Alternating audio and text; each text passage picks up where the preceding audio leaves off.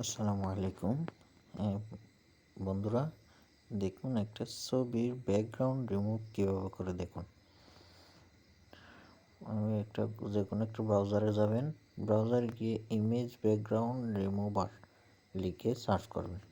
Search করার পর উপরে যে লিঙ্কটি আসবে, লিঙ্কটিতে ক্লিক করবেন। এখানে ক্লিক করবেন।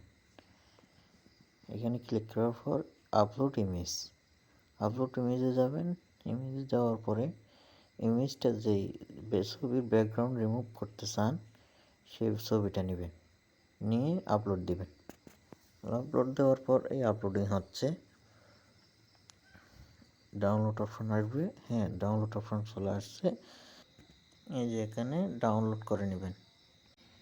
ডাউনলোড হয়ে গেছে। এখন আপনাদের ফটোশপ 7 আছে, ফটোশপ 7 ওপেন করলাম। ওপেন করে যে ছবিটা আমরা ডাউনলোড করছি, ডাউনলোড ড্র্যাগ করে নিচে নিয়ে আসবেন। নিচে নিয়ে এসে এটা ওই পাসপোর্ট সাইজের ছবিতে কেটে নেবেন।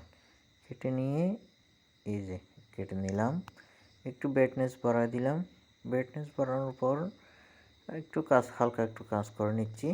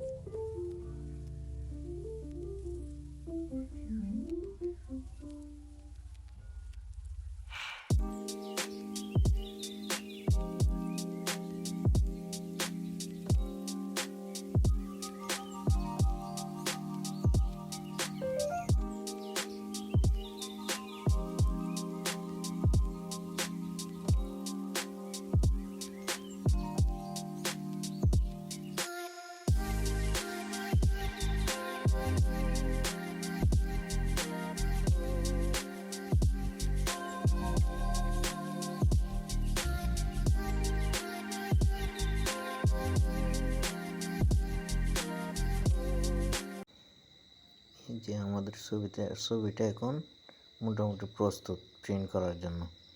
এই যে ব্যাকগ্রাউন্ড দিয়ে দিলাম, এরপর পেজে গেলাম। এরপর পেজে এক সারিতে 4টা করে 4টা দিচ্ছি আমি।